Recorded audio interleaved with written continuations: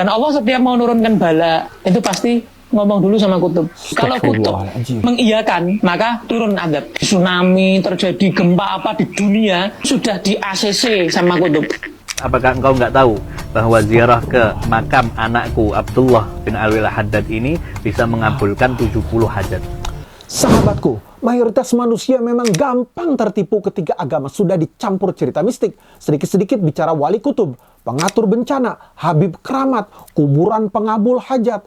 Padahal rajanya para wali saja justru bersikap keras terhadap tipuan seperti itu. Dalam kisah yang dinukil oleh Profesor Hasanus Simon dari riwayat tentang Abdul Qadir Al-Jailani diceritakan bahwa suatu hari muncul makhluk bercahaya di hadapan Syekh Abdul Qadir Al-Jailani. Makhluk itu berkata, "Aku adalah malaikat Jibril. Allah mengundangmu menuju Sidratul Muntaha. Ini burak untukmu." Nah, kalau zaman sekarang, mungkin orang tersebut langsung dibuat cerita karomah, langsung dianggap wali tingkat langit, langsung dijadikan bahan ceramah untuk berkeliling.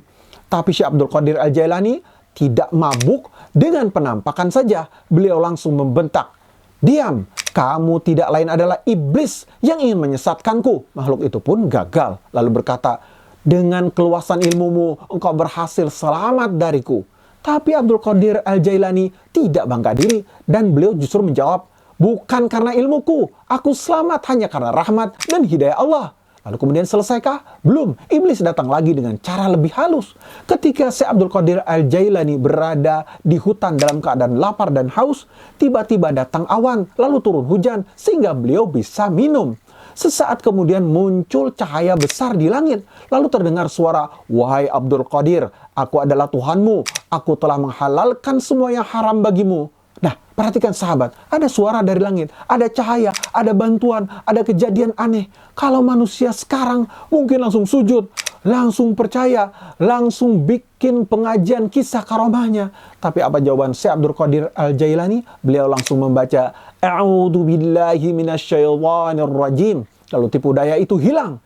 Nah, ini cerita tamparan keras bagi masyarakat yang hari ini terlalu gampang percaya cerita gaib tanpa dalil. Datang ke kuburan Habib katanya bisa mengabulkan 70 hajat. Lalu kemudian katanya lagi wali kutub yang mengatur gempa dan tsunami. Katanya lagi ada manusia yang mengendalikan takdir atas izin Allah.